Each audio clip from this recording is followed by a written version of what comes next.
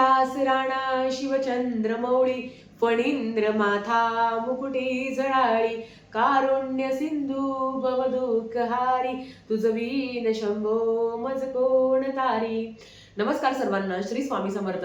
तुम्हा सर्वांचं आपल्या चॅनलमध्ये खूप खूप मनापासून स्वागत.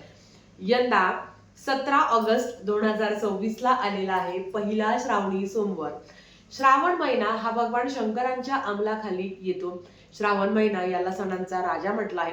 खरं तर आपल्याला जन्म देण्याचं काम हे ब्रह्मदेवाने केलेलं आहे. आपलं पालन करण्याचं काम हे भगवान विष्णूंच्या हातात आहे आणि मृत्यू आपल्याला मोक्ष देण्याचं काम हे भगवान शंकरांचं आहे. आपल्या आयुष्यातील अडचणी, दुःख, संकट, तुमच्या मनातल्या खूप काही इच्छा असतील ज्या व्हायच्या आहे पूर्ण, त्याच्यासाठी सुद्धा तुम्ही श्रावण सोमवारचं व्रत करू शकता. या श्रावण सोमवारी शिवमुठीचं पण व्रत केलं जातं. तुम्ही घरच्या घरी अगदी साध्या पद्धतीने भगवान शंकरांची कुठली सेवा आणि पूजा आपल्याला कशी करायची आहे त्या संदर्भातली माहिती आज आपण बघणार आहोत. तर चला व्हिडिओला सुरुवात करूया. सगळ्यात आधी मंदिरात जाऊन पूजा करावी प्रत्येकाची इच्छा असते, पण खरं सांगा श्रावण महिन्यात मंदिरात इतकी गर्दी असते की गुरुजी आपल्याला पाणी जरी अर्पण केलं तरी चला चला चला असं म्हणतात. आणि त्यांचं ते म्हणणं पण काही चुकीचं नाही, कारण गर्दीच एवढी असते. मग घरातच आपण निवांत अशी छान सेवा करू शकतो. नक्कीच तुम्ही मंदिरात जाऊन एक लोटा जल जरी अर्पण केलं आपलं तरी आपल्याला वाटतं की खूप मोठं आपल्याकडनं चांगलं कर्म घडलं आहे, कारण गर्दी खूप असते. घरात आपण निवांत छान पद्धतीने सोप्या पद्धतीने सेवा करू शकतो. देव हा फक्त भक्तीचा भुकेला आहे. तुम्हाला रुद्राभिषेक करणं शक्य नसेल आणि केलं तर सोन्याहून पिवळं, पण असं काय आहे की तुम्ही त्या श्रावण सोमवारी जर तुम्ही ही सेवा केली तर तुम्हाला रुद्राभिषेकासारखंच फळ मिळणार आहे. तर चला आपण बघूया की श्रावण सोमवारची पूजा कशी करावी. सेवा आधी तुम्ही जिथे मांडणी करणार आहात किंवा अगदी तुमच्या देवघरासमोर तुम्हाला दिवा लावून घ्यायचा आहे. तर बघा, इथे माझा दिवा लावून झाला आहे. दिवा लावून झाल्यावर दिव्याची पूजा करायची आहे आणि आता आपल्याला भगवान शंकरांच्या पिंडीवर अभिषेक करायचा आहे. भगवान शंकरांच्या शिवपिंडीवर अभिषेक करण्यासाठी तुम्हाला तुमच्या घरात शिवपिंडी असणं महत्त्वाचं आहे. बऱ्याच कमेंट्स आल्या की ताई आमच्या घरात शिवलिंग नाही आहे आणि आम्ही घेऊ पण नाही शकत, मग अशा वेळेस काय करावं. तर बघा, आता जर तुम्हाला श्रावणी सोमवारची पूजा करायची असेल तर अर्थात तुम्हाला तुमच्या घरात शिवपिंडी असणं महत्त्वाचं आहे आणि आवर्जून ती आणावीसुद्धा. बऱ्याच ठिकाणी शिवमुठीचं व्रतसुद्धा केलं जातं, ते 5 वर्षाचं असतं. आणि काही ठिकाणी श्रावण महिन्याच्या सोमवारी सुद्धा आपल्याला म्हणजे देवाच्या नावाने तो भगवान शंकरांच्या आधी संकल्प करायचा असतो की मी हे श्रावण महिन्यातले 4 सोमवार तुमचे उपवास धरणार आहे, तुमची सेवा करणार आहे. तुमच्या ज्या काही मनातल्या अडचणी आहेत ते तुम्ही सांगूनही तुम्ही संकल्पयुक्तसुद्धा सेवा करू शकता. आता भगवान शंकरांच्या शिवपिंडीवर अभिषेक करण्यासाठी तुम्ही कशाचा वापर करू शकता. तर बघा, तुम्ही पंचामृताने अभिषेक करू शकता, तुम्ही थंड पाण्याने अभिषेक करू शकता, तुम्ही कच्च्या दुधाने अभिषेक करू शकता. बघा, कच्चं दूध जे न तापवलेलं दूध, बऱ्याच वेळा असं होतं बायका की दूध तापवता मग ते थंड करता आणि मग त्याचा अभिषेक घालता, हे चुकीचं आहे. भगवान शंकरांच्या शिवपिंडीवर ही कच्च्या दुधाने अभिषेक करायचा असतो आणि थंड वस्तूनेच भगवान शंकरांच्या शिवपिंडीवर अभिषेक करायचा असतो. मला नाही शक्य आहे रुद्राभिषेक करणं, तर मग अशा वेळेस तुम्ही काय करू शकता. बघा, सुरुवातीला जल अर्पण करायचं, नंतर मग दूध अर्पण करायचं आणि हे सगळं करत असताना फक्त ओम नमः शिवाय, ओम नमः शिवाय, ओम नमः शिवाय, ओम नमः शिवाय. शिवपिंडीचा हा जो काही निमुळता भाग आहे तर तो उत्तर दिशेला असावा. या पद्धतीने ओम नमः शिवाय, ओम नमः शिवाय, ओम नमः शिवाय. किंवा ज्यांच्याकडे गळती असेल त्यांनीसुद्धा गळती ठेवूनही अभिषेक करू शकता, तुम्ही मंत्रजप करू शकता. पण ज्यांना रुद्राभिषेक करणं शक्य होत नाही किंवा ज्यांना वाचणं शक्य होत नाही त्यांनी फक्त ओम नमः शिवाय ह्या मंत्राचा मंत्रजप करू शकता. किंवा नित्यसेवेच्या पुस्तकामध्ये शिवमहिमा आहे, अतिशय सुंदर आहे, ते सुद्धा म्हणून तुम्ही भगवान शंकरांच्या पिंडीवर फक्त अभिषेक करू शकता. ज्यांना शिवमहिमा म्हणणं सुद्धा शक्य होत नाही त्यांनी फक्त ओम नमः शिवाय, ओम नमः शिवाय या मंत्राचा मंत्रजप केला तरी चालेल. आता तुम्ही हे किती वेळा करायचं, तर तुम्हाला जेवढं शक्य होईल तेवढ्या वेळा तुम्ही करू शकता.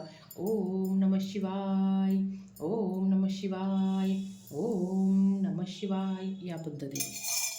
आता अभिषेक करून झाल्यावर 108 वेळा तुम्ही ओम नमः शिवाय, ओम नमः शिवाय ह्या मंत्राचा मंत्रजप करून झाल्यावर तुम्हाला शिवपिंडी त्यांच्या जागेवर ठेवायची आहे. आता मी तुम्हाला इथे मांडणी करून दाखवते आहे म्हणून नाही, तर तुम्ही देवघरात जिथे शिवपिंडीचं जागा आहे, स्थान आहे, तिथे तुम्हाला शिवपिंड ठेवायची आहे.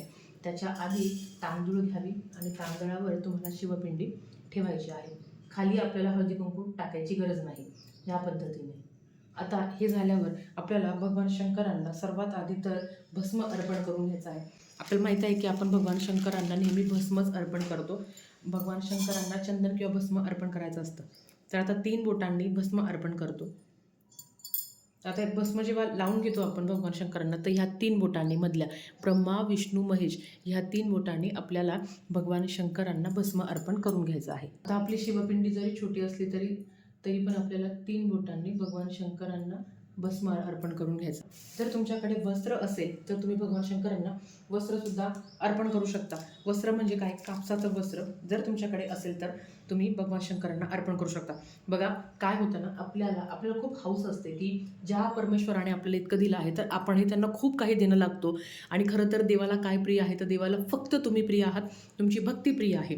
आता सोमवार म्हटल्यावर आपण बेलपान अर्पण करणं किंवा भगवान शंकरांना धोत्र्याचं फळ अर्पण करणं हे तुम्ही करू शकता. पण अगदी तुमच्या जवळपास कुठलं फुलाचे दुकान नाही आहे किंवा कुठलं वस्त्र तुम्हाला भेटलं नाही आहे, मग अशा वेळेस तुमच्याकडे जे काही आहे त्याने तुम्ही भगवान शंकरांची उपासना सेवा करू शकता.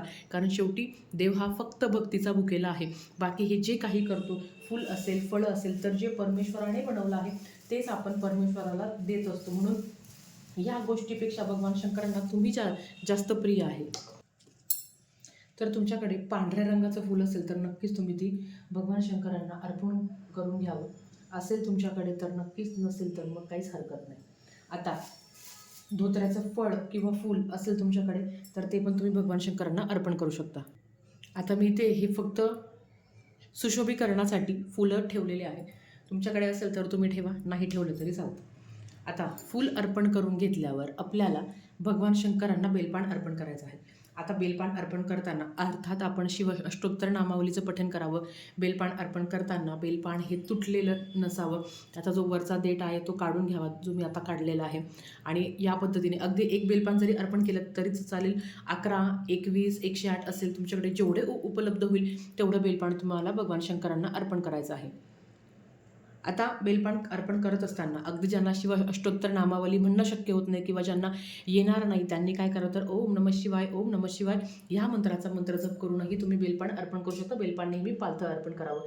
याबद्दलची सगळी माहिती तुम्हाला आहे तरीसुद्धा सांगते.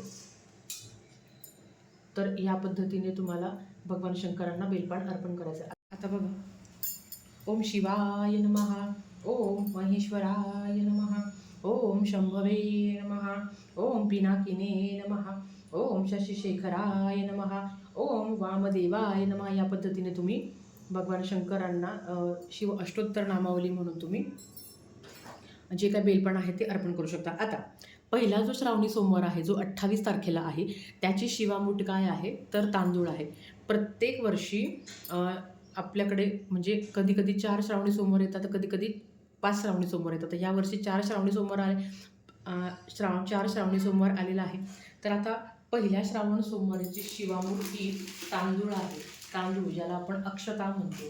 तर मग शिवामूठ, मूठ म्हणजे काय? मूठभर जेव्हा आपण भगवान शंकरांना शिवामूठ अर्पण करतो तेव्हा कृपया कंजूसपणा करू नका. बरेच महिला अतिशय 10-12 दाणे तांदळाचे घेतात आणि मग ते अर्पण करतात. तर हे खरं चुकीचं आहे. भरपूर असे मूठभर गहू येतील. या पद्धतीने तुम्हाला भगवान शंकरांना शिवामूठ अर्पण करायचे आहे. बघा, शिवामूठ अर्पण करताना एक मंत्र असतो तो म्हणायचा आहे. तर तुम्हाला सांगते. पण त्याच्याबरोबर शिवामूठ नेहमी जी मूठ आपण अर्पण करणार आहोत, जे धान्य आपण भगवान शंकरांना अर्पण करणार आहोत, तर ते धान्य हे ओलं करून अर्पण करायचं असतं. तर बघा, आता मी हातामध्ये अक्षता घेतलेली आहे मूठभर आणि ती थोडीशी ओलसर करायची. ओलसर कशी करायची तर ते पण सांगते. तुम्ही डाव्या हाताने उजव्या हातावर थोडं पाणी टाकायचं आहे आणि मग शिवामूठ अर्पण करायची आहे. ह्या पद्धतीने म्हणजे जी आपण काही शिवामूठ अर्पण करणार आहोत तर ती थोडीशी ओली होईल. या पद्धतीने 1, 2 आणि 3. तर शिवामूठ ही नेहमी आपल्याला ओली अर्पण करायची आहे. तर आता ही 3 वेळा शिवामूठ अर्पण करून झाली. आता शिवामूठ अर्पण करताना कुठला मंत्र म्हणायचा ते तुम्हाला सांगते. तर बघा, शिवा शिवा महादेवा माझी शिवामूठ ईश्वरा देवा, सासू सासरे दीर भावा ननन जावा, भ्रतारा न आवडतीची आवडती कर रे देवा. हा मंत्र तुम्हाला भगवान शंकरांना शिवामूठ अर्पण करताना म्हणायचा आहे. मंत्र किती वेळा म्हणावा? तर मंत्र 1 वेळा म्हणू शकता, 3 वेळा म्हणू शकता, 5 वेळा म्हणू शकता. तर ही होती पहिल्या श्रावण सोमवारची साधीसुधी पूजा. आता येतं ते आपल्याला सेवा काय करायची, सेवा सगळ्यात महत्त्वाची आहे. तर आता जेव्हा भगवान शंकरांची आरती करत असतो आपण, तर आरती करण्याच्या आधी जर तुमच्याकडे धोत्राचं फूल आणि फळ असेल तर नक्कीच तुम्हाला भगवान शंकरांना ते अर्पण करायचं आहे. आणि हे सगळं करत असताना ओम नमः शिवाय, ओम नमः शिवाय, ओम नमः शिवाय या मंत्राचा मंत्रजप करायचा आहे. भगवान शंकरांना कापूर आरती, त्याला आपण कर्पूर आरती असं म्हणतो, तर कापराच्या वडीने भगवान शंकरांची आरती करायची असते. भले तुम्ही तुपाचा दिवा लावणार आहात आरती करत असताना, पण तरीसुद्धा तुम्हाला कर्पूर आरती घ्यायची आहे. आता भगवान शंकरांच्या बऱ्याच आरत्या आहेत, तुम्हाला ज्या आरत्या आवडतात त्या तुम्ही घेऊ शकता. आता समजा जय शिव ओंकारा, प्रभु हर शिव ओंकारा, ब्रह्मा विष्णू सदाशिव, ब्रह्मा विष्णू सदाशिव, हरदांगी धारा, ओम हर हर हर महादेव. तर ही भगवान शंकरांची आरती आहे जी तुम्हाला करायची आहे. बघा आता हे सगळं करून झाल्यावर सगळ्यात महत्त्वाचं ती सेवा. तर तुम्ही बघितलं आता की आपल्याला या पद्धतीने श्रावण सोमवारची पूजा करायची आहे. शिवामूठ ही तांदूळ असणार आहे. आता ताई, पूजा मांडणी कधी उचलायची? अर्थात तुम्ही तिथेच देवघरात बसून, कारण जर तुम्ही शिवामुठीचं व्रत किंवा शिवमूठ तुम्ही भगवान शंकरांना अर्पण करणार असेल तर काय करायचं, तुम्ही अगदी लगेचच म्हणजे सगळी पूजा करून झाल्यावर लगेचच तुम्ही जी काही शिवपिंडी आहे ती जागेवर ठेवू शकता. पण जे तांदूळ आहे ते तांदूळ स्वच्छ बाजूला काढून ते वाळवून त्याच्यामध्ये अजून थोडेसे तांदूळ टाकून ते तुम्हाला दान करायचे असतात. लक्षात घ्या. मग तुम्ही हे सोमवारीच दान केलं किंवा दुसऱ्या दिवशी दान केलं तरी चालतं. मुठभर आपण शिवामूठ अर्पण करत असतो. त्या शिवामूठमध्ये, त्या मुठभर तांदूळामध्ये अजून थोडंसं तांदूळ घ्यायचं आणि कुठल्याही गरजूला तुम्ही दान करू शकता. थोडेसे आपल्या काय म्हणतो ना, धान्याच्या डब्यामध्ये पण टाका. आता श्रावण महिना म्हटलं तर सेवा प्रचंड महत्वाची आहे. रुद्राभिषेक भगवान शंकरांची सगळ्यात आवडती सेवा रुद्राभिषेक. जर सामूहिक सेवा करायची असेल तर आवर्जून तुम्ही केंद्रात जाऊन पण सेवा करू शकता किंवा तुम्ही घरातही रुद्राभिषेक करू शकता. ज्यांना रुद्राभिषेक करणं शक्य होत नाही त्यांनी फक्त शिवमहिमा वाचलं, पठण केलं आणि जलधारा म्हणजे जलाभिषेक करत असताना, पाण्याचा अभिषेक करत असताना शिवमहिमा म्हटलं तरी सुद्धा खूप छान सेवा घडेल. आता सेवा काय करायची बघा. आपल्याला माहिती आहे की शिवलीलामृताचा 11वा अध्याय हा रुद्राध्याय म्हटला आहे. हा अध्याय पठन केल्याने रुद्रपठणाचं फळ मिळतं आणि आपल्याला ब्रह्मानंदाची प्राप्ती होते असं म्हटलं गेलं आहे. याचा अर्थ असा नाही की आपल्याला अभिषेक करायचा नाही आहे. अभिषेक आपल्याला करायचाच आहे आणि शिवलीलामृत ग्रंथाचं पारायण पण आपल्याला करायचं आहे. पण नाही शक्य होत तर त्यांनी 11वा अध्याय आवर्जून दर सोमवारी किंबहुना रोज तुम्ही ऐकलं तरी चालेल, पण दर सोमवारी 11वा अध्याय शिवलीलामृताचा आवर्जून ऐकावा, पठन करावा किंवा श्रवण करावा. युट्यूबला तुम्हाला मिळून जाईल किंवा तुम्ही गुगल सर्च केलं तरी तुम्हाला तो मिळून जाईल. त्याच्याच बरोबर शिवमहिमा, शिवचालिसा, शिवअष्टोत्तर नामावली, भगवान शंकरांची 108 नावं, शिवस्तुती, कैलास राणा, शिवचंद्र मौली, जेवढं तुम्हाला भगवान शंकरांचं माहिती आहे तेवढी जास्तीत जास्त सेवा करा. 1 माळ महामृत्युंजय मंत्राची 1 माळ मंत्र जप आवर्जून करावा. त्याच्याच बरोबर ओम नमः शिवाय, ओम नमः शिवायचं पण 1 माळ मंत्र जप करावा. लई मोठा प्रश्न आहे की ताई भगवान शंकरांची सेवा मात्र कधी करायची? तुम्हाला माहिती आहे की भगवान शंकरांची सेवा करण्याचा सगळ्यात सर्वोत्तम काळ असेल तर तो प्रदोष काळ असतो. म्हणजेच काय, दुपारी 4:30 ते 7 वाजेपर्यंत तुम्ही सेवा करू शकता. पण तुम्ही दिवसभर कधीही सेवा करू शकता. ब्रह्ममुहूर्तावर करा, 10च्या आधी करा किंवा दुपारी करा किंवा तुम्ही संध्याकाळी केला तरी चालेल.